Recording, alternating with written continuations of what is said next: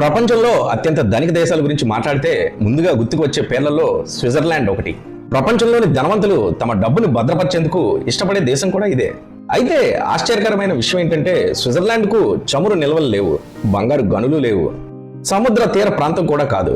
సహజ వనరులు పెద్దగా లేని ఈ దేశం ప్రపంచ ఆర్థిక శక్తిగా ఎలా ఎదిగింది? ఇదే స్విట్జర్లాండ్ విజయగాథలోని అసలు ఆసక్తికర అంశం. యూరోప్ మధ్యలో ఉన్న స్విట్జర్లాండ్ ఎక్కువ భాగం ఆల్ప్స్ పర్వతాలతో నిండి ఉంటుంది. వ్యవసాయానికి అనుకూలమైన భూమి కూడా పరిమితంగానే ఉంటుంది.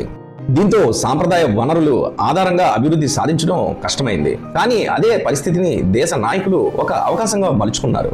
సహజ వనరులు అంటే మానవ వనరులపై దృష్టి పెట్టారు. విద్య, నైపుణ్యాలు, పరిశ్రమలు, ఆర్థిక సేవల అభివృద్ధికి ప్రాధాన్యతనిచ్చారు. ముందుగా స్విట్జర్లాండ్ దేశం రైల్వే నిర్మాణాన్ని చేపట్టింది. అంటే ఆ రోజుల్లో తాము తయారు చేసిన ఉత్పత్తులను ఇతర ప్రాంతాలకు తీసుకెళ్లి విక్రయించాలంటే రవాణా వ్యవస్థ ఉండేది కాదు. ఇందుకు రైల్వే మార్గం ఒక్కటే పరిష్కారం అని తలిచిన నాటి నాయకులు వెంటనే దీన్ని అమలు చేసే ప్రణాళికలు రూపొందించారు. స్విట్జర్లాండ్ భౌగోళికంగా చూస్తే ఎక్కువ శాతం పర్వతాలే ఉంటాయి. ఇక్కడ రైలు మార్గం నిర్మించాలంటే కత్తి మీద స్వామి లాంటిదే. కానీ అక్కడ వారు చూపిన చొరవతో అసాధ్యం అనుకున్నది కూడా సాధ్యం చేసి చూపించారు. స్విట్జర్లాండ్ దేశంలోని మారుమూల ప్రాంతాలకు సైతం రైల్వే కనెక్టివిటీని తీసుకొచ్చారు. ఇక తమ ఉత్పత్తులు ఇతర ప్రాంతాల్లో కూడా విక్రయించి సొమ్ము చేసుకునే పరిస్థితికి వచ్చారు. స్విట్జర్లాండ్ సంపద వెనుక ప్రధాన కారణం దాని బ్యాంకింగ్ వ్యవస్థ. రాజకీయ స్థిరత్వం, కఠినమైన గోప్యతా చట్టాలు, విశ్వసనీయ ఆర్థిక వ్యవస్థ కారణంగా ప్రపంచవ్యాప్తంగా ధనవంతులు తమ సంపదను ఇక్కడే బ్యాంకుల్లో నిల్వ చేయడం ప్రారంభించారు. 1934లో ప్రవేశపెట్టిన బ్యాంకింగ్ సీక్రసీ చట్టం ఈ దేశానికి భారీ ప్రయోజనాన్ని చేకూర్చింది. ఖాతాదారుల వివరాలకు అత్యంత గోప్యంగా ఉంచడం వల్ల ప్రపంచ సంపదలో గణనీయమైన భాగం స్విస్ బ్యాంకుల వైపు మళ్లింది. దీంతో దేశ ఆర్థిక వ్యవస్థ వేగంగా బలపడింది. స్విట్జర్లాండ్ కేవలం బ్యాంకింగ్కే పరిమితం కాలేదు. అత్యంత నాణ్యత కలిగిన గడియారాలు, వైద్య పరికరాలు, ఔషధ ఉత్పత్తులు, ఇంజనీరింగ్ పరికరాల తయారీలో ప్రపంచ నాయకత్వాన్ని సాధించింది.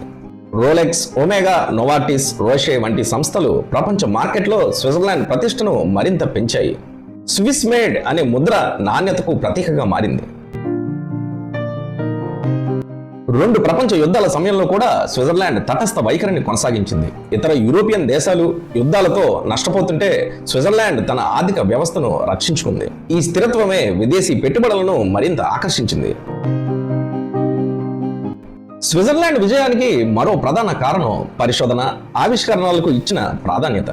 ఉన్నత విద్య, సాంకేతిక పరిజ్ఞానం, నైపుణ్యాభివృద్ధి రంగాల్లో నిరంతర పెట్టుబడులు పెట్టడం వల్ల ప్రపంచ స్థాయి పరిశ్రమలు అక్కడ అభివృద్ధి చెందాయి.